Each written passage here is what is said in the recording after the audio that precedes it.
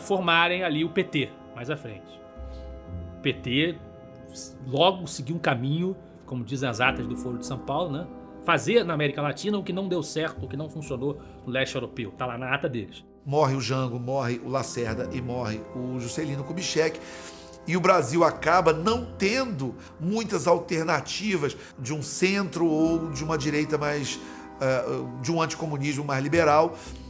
Então o Figueiredo, ele ao mesmo tempo dá conta da anistia, dá conta da liberação dos partidos para uma disputa regulada. Então você tem a Arena se transformando no PDS, o MDB se transforma em PMDB, você tem partidos que vão surgindo, o PP, PDT e o próprio PT.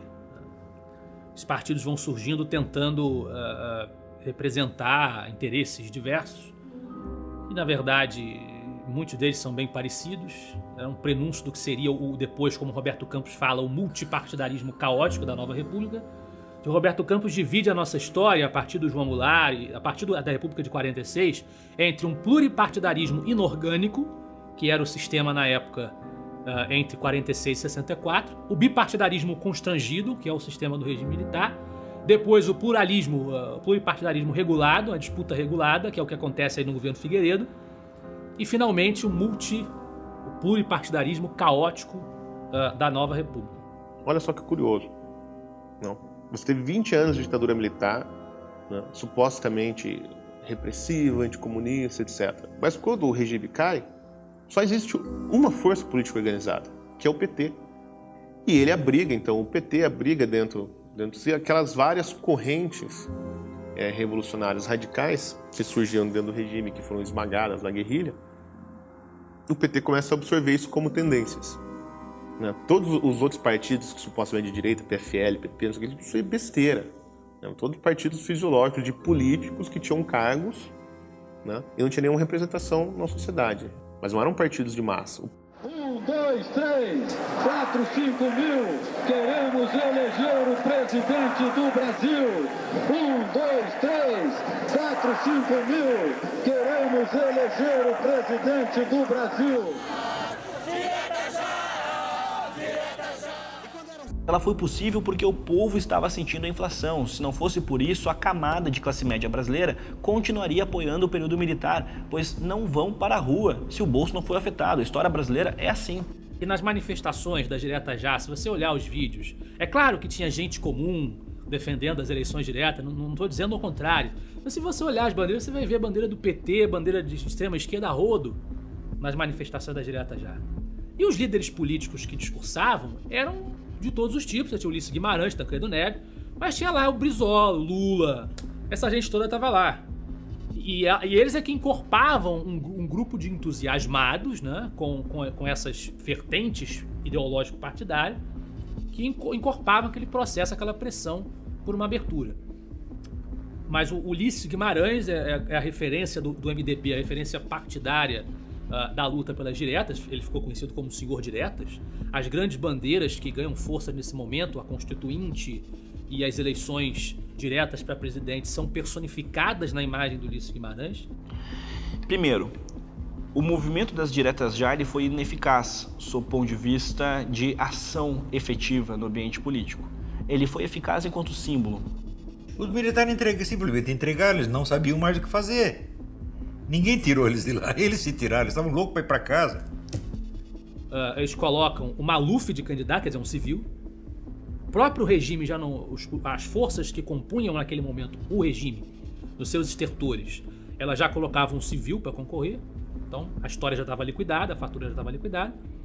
E o adversário era Tancredo Neves, que era uma referência também do MDB, uma figura política que tinha muito tempo de estrada, que trabalhou com Getúlio, foi ministro do Getúlio, foi primeiro-ministro no parlamentarismo efêmero lá em 61, que nós contamos no começo da história. O parlamento opta por uma transição gradual, elegendo Tancredo Neves, ainda de forma indireta. Já faziam 21 anos que um civil não assumia a presidência da República.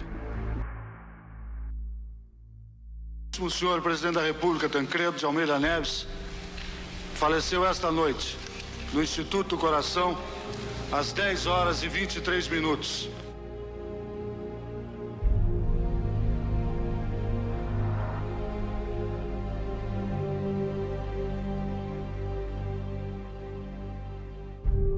Nós olhando para trás, avaliando em conjunto, nós pensamos, questione-se como se queira, os caminhos que elas escolheram, os meandros e as especificidades desse caminho, tomaram decisões difíceis, precisam ser julgadas levando isso em conta, levando a dificuldade da decisão em conta, levando a dificuldade do cenário em conta, levando em conta que havia uma disputa de civilizações no mundo em jogo, de ideários de civilização em jogo, e ao mesmo tempo, quantas oportunidades foram perdidas ao longo desse período.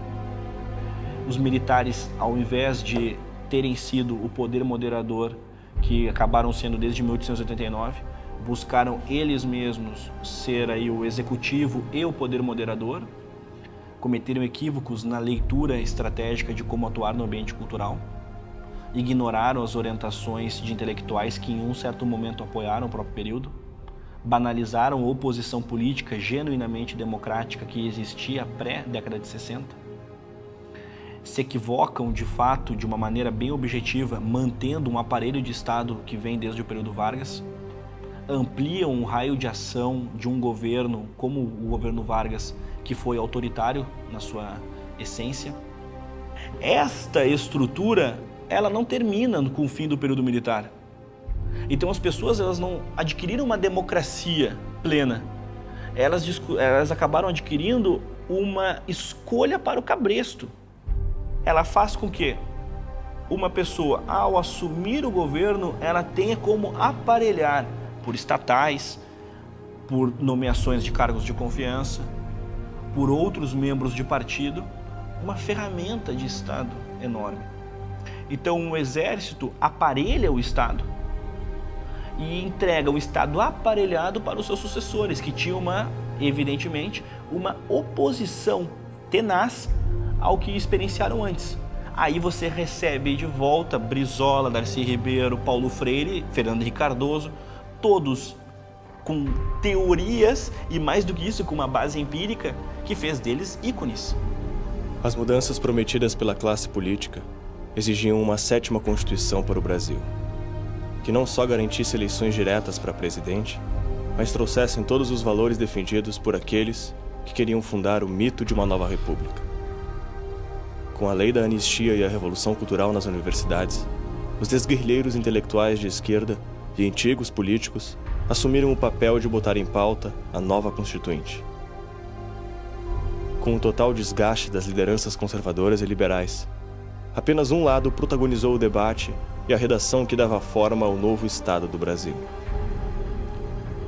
O entusiasmo de colocar as propostas dos movimentos sindicais e da militância organizada de novos partidos como PT, PDT e MDB deu causa à escrita da 2ª maior Constituição do mundo. Propostas que colocaram o Brasil à beira de uma guerra civil, que provocaram uma intervenção militar, voltaram como regras de Estado. As antigas reformas de base de João Goulart, a relativização da propriedade privada e o Estado que garantia tudo, tornaram-se cláusulas pétreas na vida de todos os brasileiros. Era aquele texto, era aquela carta, aquele documento existindo e determinando benefícios, direitos, vantagens. É o que amarra o Brasil. O Roberto Campos disse que quando viam impresso na gráfica do Congresso a Constituição e foram entregar a ele, ele disse, mas ainda tem lista telefônica? Porque quando você promete gratuidade para todos, o que você vai conseguir entregar é mediocridade para todos.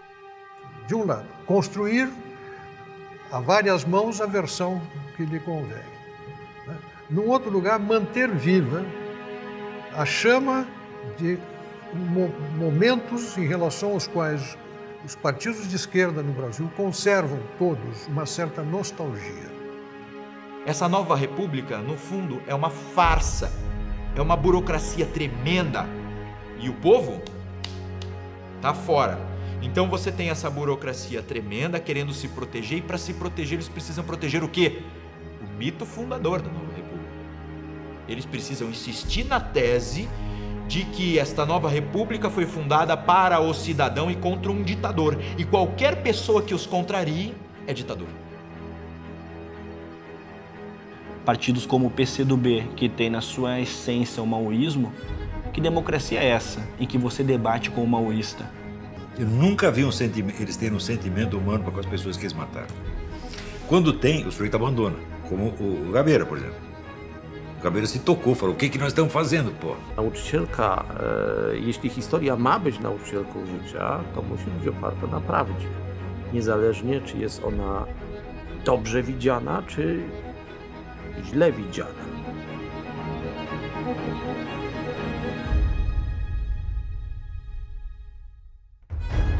Que fim teve a Guerra Fria? Se fizemos parte dessa guerra, se impedimos uma revolução, foi com a ajuda do quarto poder do Brasil, o Exército.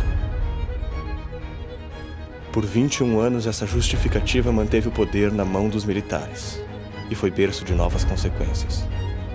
A Revolução se transmutou das armas para os livros, transformou um lado da guerra em mártir, fez da história propaganda, panfletou nas escolas, na mídia, nas universidades.